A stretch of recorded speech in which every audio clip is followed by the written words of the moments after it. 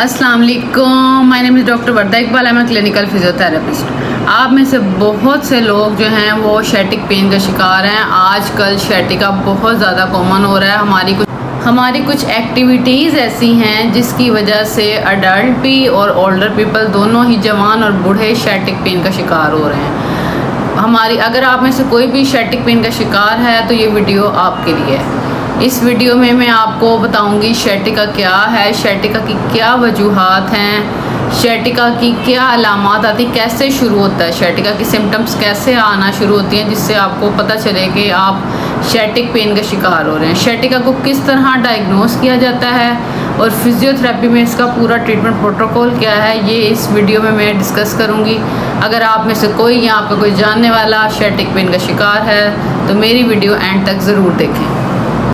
सबसे पहले आपको ये पता हो कि शैटिका क्या है। शैटिका के बारे में जिनको शैटिका रह चुका है या जिनको शैटिका में जो मुब्तला हैं उनको पता है कि शैटिका का जो पेन है वो कमर से स्टार्ट होता है और कूल्हे में और टांग के पिछले हिस्से में और पाँव तक जाता है, और वो पेन बहुत ही ज़्यादा शदीद होता है कि वो पेशेंट जो होता है ना वो उसको बर्दाश्त नहीं कर सकता।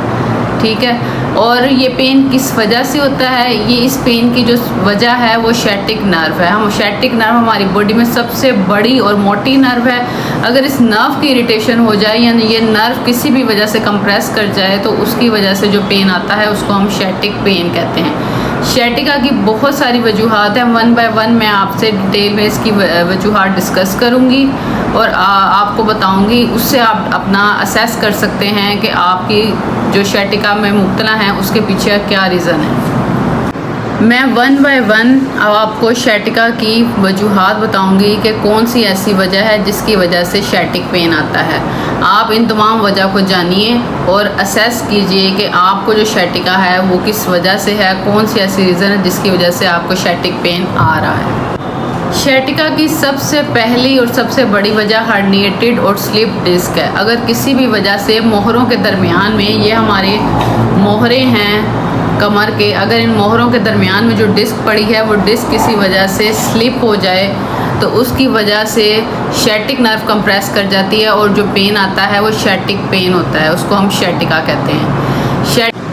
शैटिका की दूसरी वजह डिजेनरेटिव डिस्क डिजीज़ है।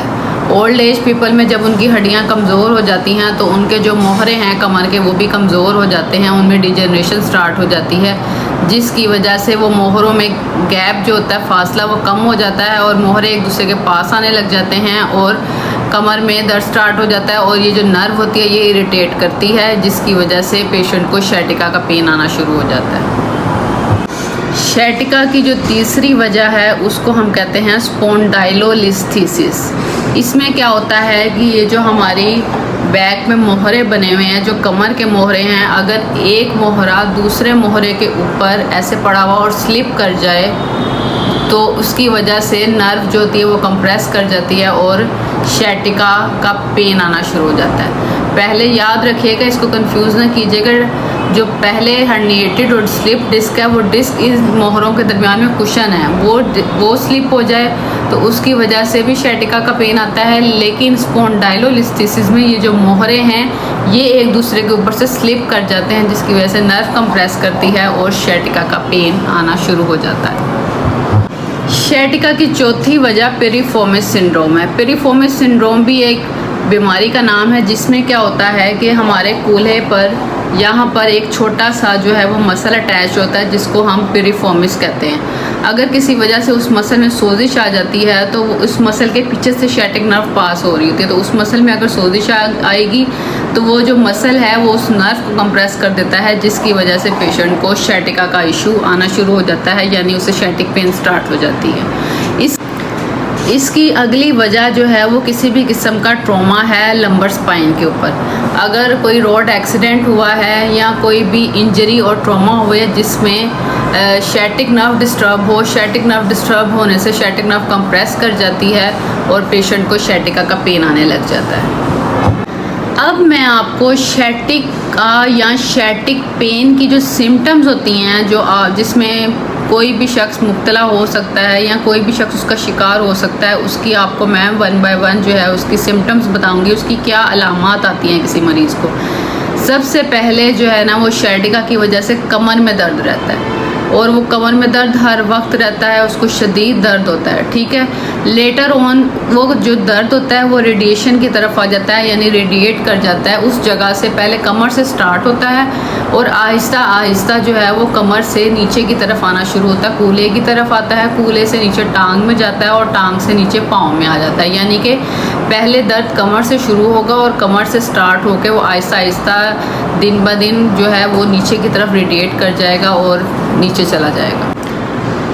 وہ سب لوگ جن کو شیٹکا کا پین ہے ان کی موونگ جو ہے وہ ڈیفیکلٹ ہو جاتی ہے، یعنی کہ ان کی جو موومنٹس ہیں، اٹھنا بیٹھنا لیٹنا چلنا پھرنا، یہ سب موومنٹس جو ہیں وہ ان کی ڈسٹرب ہو جاتی ہیں، کیونکہ ان کا جو شیٹک پین کا درد ہوتا ہے وہ بہت زیادہ شدید ہوتا ہے۔ شیٹکا کے مریضوں کو پنس اور نیڈلز کی طرح کی سینسیشن فیل ہونا شروع ہوتی ہے، یعنی کہ ان کو ایسے لگتا ہے جیسے ان کی ٹانگوں میں سوئی چبھ رہی ہے، سوئیاں چبھ رہی ہیں، اس طرح کی ان کو سینسیشن آنا شروع ہوتی ہے۔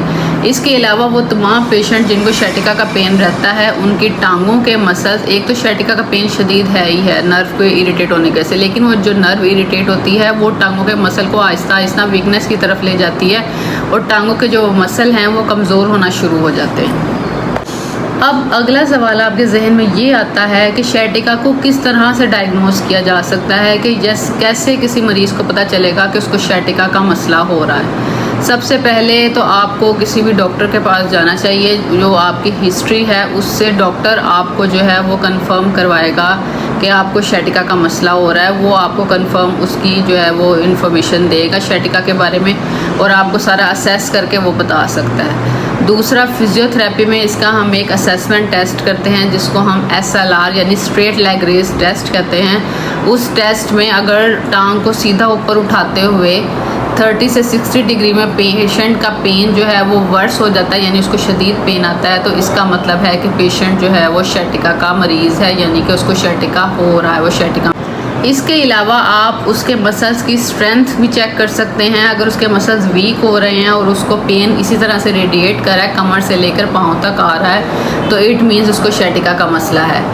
اس کے علاوہ جو ہے وہ آپ MRI کے تھرو پیشنٹ کا شیٹکا کا ڈائگنوز کروا سکتے ہیں۔ اگر پیشنٹ کی MRI کروائی جائے تو اس سے نمبر کی اگر ہم MRI کروائیں تو اس میں جو ہے وہ ڈیٹیلڈ ہسٹری آ جاتی ہے کہ پیشنٹ کو جو ہے وہ شیٹکا کس لیول پر ہے اور کون سی ایسی ریزن ہے جس کی وجہ سے اس کو شیٹک پین آ رہا ہے۔ اس کے علاوہ آپ اپنے ڈاکٹر کی مدد سے کچھ پین کلرز لکھوا سکتے ہیں اور وہ پین کلرز لے سکتے ہیں جس میں NSAIDs یعنی نان اسٹیرائڈل اینٹی انفلیمیٹری ڈرگس ہیں، اور اس کے علاوہ آپ سمپل پین کلرز کا یوز کر کے، مسل ریلیکسنٹس کا یوز کر کے اپنی شیٹکا کی درد کو کم کر سکتے ہیں۔ Physio therapy point of view سے آپ کو کیا کرنا چاہیے؟ Physio therapy point of view سے سب سے جو میجر کمپلینٹ ہوتی ہے پیشنٹ کی وہ اس کی ہوتی ہے پین۔ اس کی ہم نے پین کو کم کرنا ہے۔ اس کی پین کو کم کرنے کے لیے آپ کو شیٹک نرو کی اسٹریچنگ کرنی چاہیے۔ اگر آپ شیٹک نرو کی اسٹریچنگ کریں گے تو اس سے پیشنٹ کا پین کافی حد تک ٹھیک ہو جائے گا۔